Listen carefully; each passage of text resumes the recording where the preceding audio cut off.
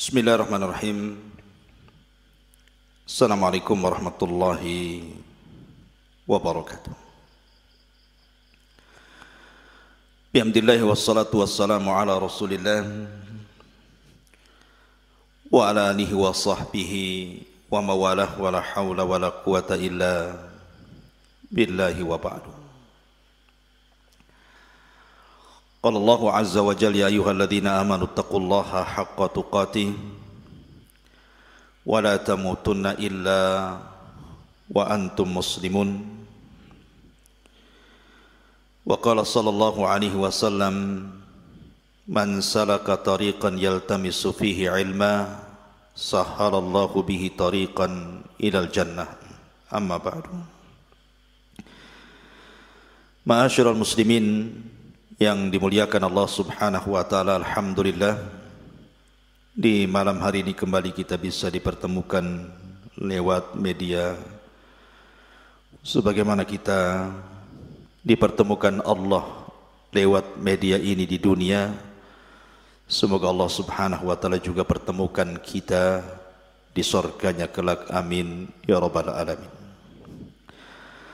Salawat dan salam tentunya kita hadiahkan kepada Rasul kita Nabi besar Muhammad sallallahu alaihi wa ala alihi wasallam.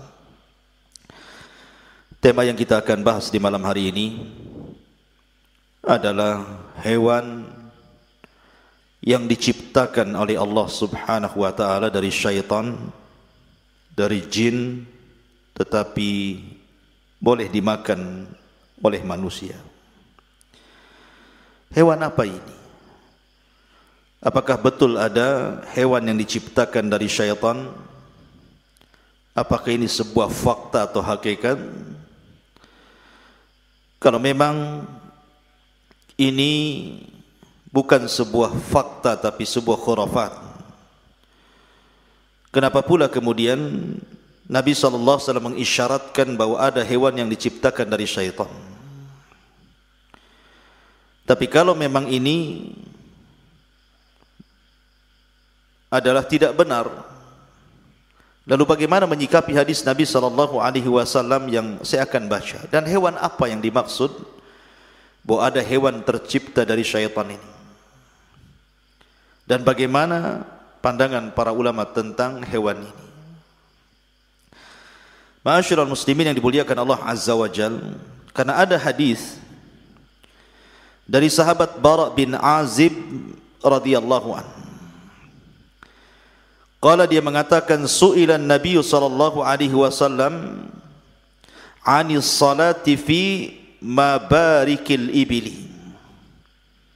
Dari Bara bin Azib radhiyallahu an, Rasul bersabda atau ditanya tentang salat di tempat perehatan unta. Maka Rasul SAW mengatakan, la tusallu fi mabarikil ibil. Janganlah kalian salat di tempat perehatan unta.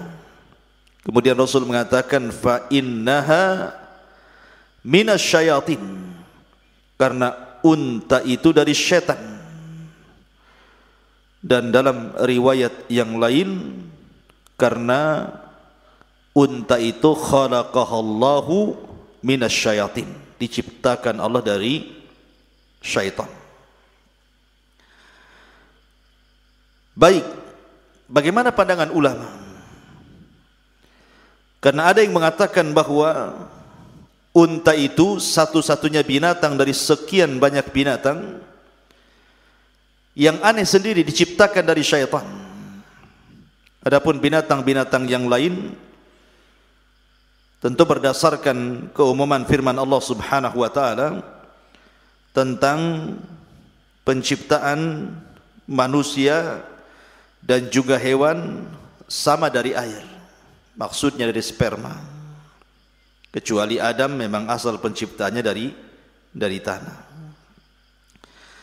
Ma'asyiral muslimin yang dimuliakan Allah subhanahu wa ta'ala, jumhur ulama, mayoritas para ulama mengatakan bahwa asal unta itu adalah asyayatin, dari setan. Maksudnya bahwa asal penciptaannya sebagaimana Adam asal penciptaannya dari tanah, maka unta pun asalnya dari jin atau dari api. Makanya karena ada yang mengatakan kenapa kemudian orang yang memakan daging unta itu harus berwudu, karena memiliki panas, dan sebagaimana setan juga panas. Makanya kalau seseorang marah maka disuruh berwudu. Sebagaimana memakan daging unta pun disunahkan untuk berwudu. Dan di antara yang berpendapat seperti ini adalah Imam Syafi'i rahimahullahu ta'ala dalam kitabnya Al-Um. Tetapi sebagian para ulama mengatakan bahwa yang dimaksud kalimat Nabi SAW bahwa unta itu tercipta ataupun dia adalah bagian daripada syaitan, maksudnya unta itu memiliki tabiat-tabiat seperti syaitan. Jadi unta itu memiliki tabiat-tabiat dibandingkan hewan-hewan yang lainnya. Dia seperti syaitan. Dia mudah marah, pendendam. Kemudian kalau ada orang yang menyakitinya, dia tidak akan lupa dengan orang itu, ya. Sama ketika Nabi SAW bicara tentang kalbul aswad, anjing hitam. Kenapa Rasul mengatakan anjing hitam itu dari syaitan? Karena anjing hitam ini berbeda tabiatnya dengan anjing-anjing yang berwarna lain. Keluar dari tabiat anjing-anjing berwarna lain, makanya Rasul mengatakan bahwa anjing hitam itu dari syaitan. Bukan berarti kemudian dia syaitan gitu ya. Sama kalau kita menyebut anak yang nakal sekali, sampai orang tuanya menyebutnya anaknya setan. Nah, dia kan bukan setan, mungkin dia berbeda dengan anak-anak yang lain, dia melampau sekali dalam kenakalannya gitu ya. Jadi maksudnya di sini tabiatnya, bukan penciptanya dia dari setan. Karena sebagian orang yang berpendapat seperti ini, karena kalau seandainya kemudian betul-betul tercipta dari setan, unta ini jelas akan menyelisihi pertama firman Allah Subhanahu wa taala, di mana Allah Subhanahu wa taala berfirman dalam surah Nur, wallahu khalaqa kulla dabatin mimma'in, dalam surah Nur, dan Allah menciptakan segala sesuatu dari dabah. Dabah itu artinya binatang melata yang merayap di perut bumi, adalah dari air. Maksudnya air di sini adalah air sperma gitu maksudnya.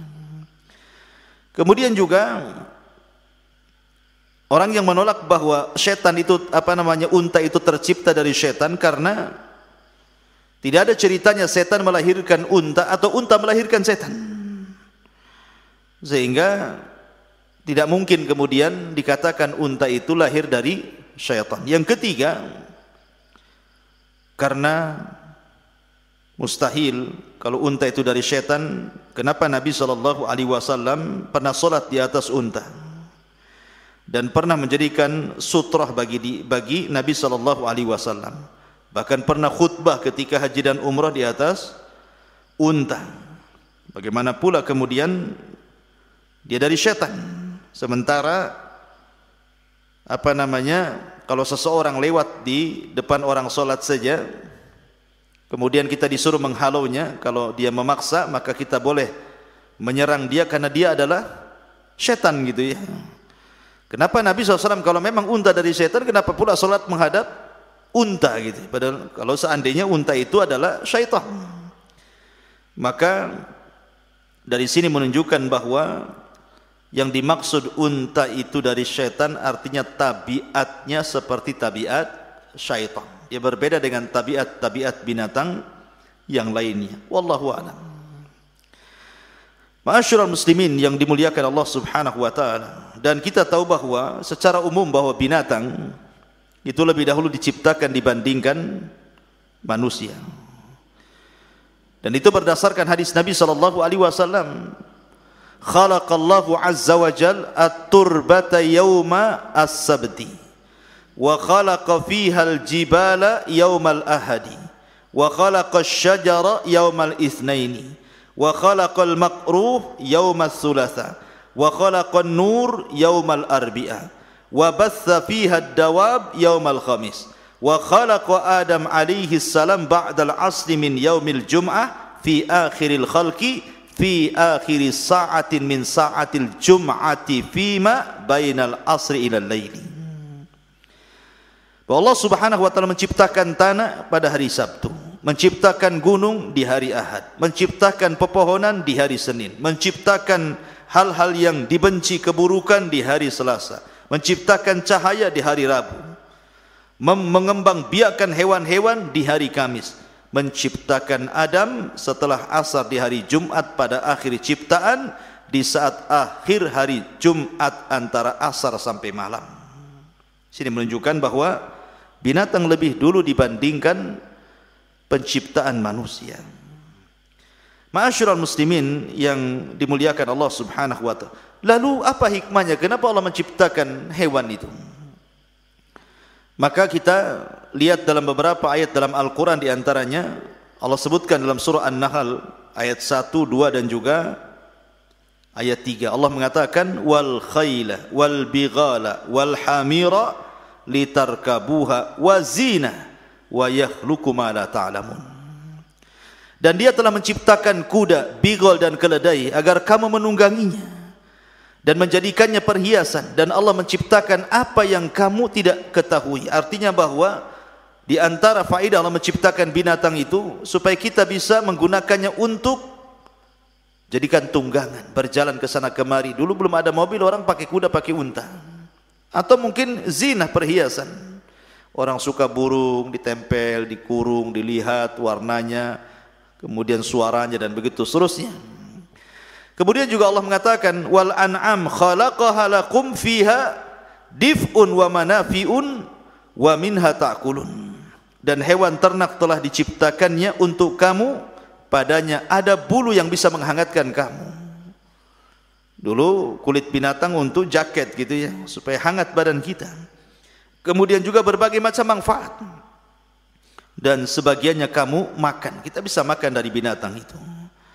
Kemudian juga ayat yang lain, wa huwallazi sakharal bahra litakulu minhu lahman tariyan wa tastakhriju minhu hilyah talbasunaha wa taral fulka mawakhira fihi wa litabtagu min fadlihi wa la'allakum tashkurun. Dan dialah yang menundukkan lautan untukmu agar kamu dapat memakan daging yang segar, maksudnya ikan di dalamnya. Kemudian diambilnya dari lautan itu perhiasan yang bisa kamu pakai. Kamu juga melihat perahu berlayar padanya, dan agar kamu mencari sebagian karunia-Nya, dan agar kamu bersyukur, dan banyak lagi manfaat dan faedah binatang itu diciptakan. Tetapi memang unta ini berbeda dengan binatang-binatang yang lainnya. Karena Allah banyak menyebut dalam Al-Quran tentang binatang unta ini, bahkan dijadikan renungan. Sebagaimana Allah mengatakan, afala yanzuruna ilal ibili kaifa khuliqat. Tidakkah kau lihat bagaimana unta Allah ciptakan itu? Banyak kuasa-kuasa Allah ada pada unta yang menunjukkan bahwa di sana ada sang pencipta yang menciptakannya. Di mana unta bisa bertahan berbulan-bulan tanpa minum di padang pasir. Kalau pergi dia tahu tempat jalannya. Kalau dia benci dengan orang, dia akan terus mengingati dan tidak pernah melupakannya, dan begitu seterusnya. Tapi dia pun bisa tunduk kepada anak kecil kalau itu adalah pemiliknya. Luar biasa unta, dijelaskan di dalam Al-Quranul Karim. Intinya bahwa unta yang dikatakan oleh sebagian orang dia adalah tercipta dari syaitan adalah tidak benar. Karena keumuman firman Allah Azza wa Jalla bahwa setiap binatang itu dicipta dari air. Walaupun ada yang mengatakan maksud air di sini adalah sperma. Ada juga yang mengatakan unsur penciptaan binatang itu bagiannya adalah air. Tapi yang jelas bahwa dia bukan tercipta dari syaitan. Adapun hadis Nabi yang mengatakan dia dari syaitan, sekali lagi saya katakan maksudnya adalah tabiatnya. Jadi tabiatnya menyerupai syaitan. Makanya kenapa orang tidak boleh salat di tempat rehatnya unta, bahkan orang yang makan daging unta saja disuruh untuk berwudu. Wallahu a'lam, mudah-mudahan ada manfaatnya. Subhanakallahumma bihamdika asyhadu an la ilaha illa anta astaghfiruka wa atubu ilaik. Allahu ta'ala. Assalamualaikum warahmatullahi wabarakatuh.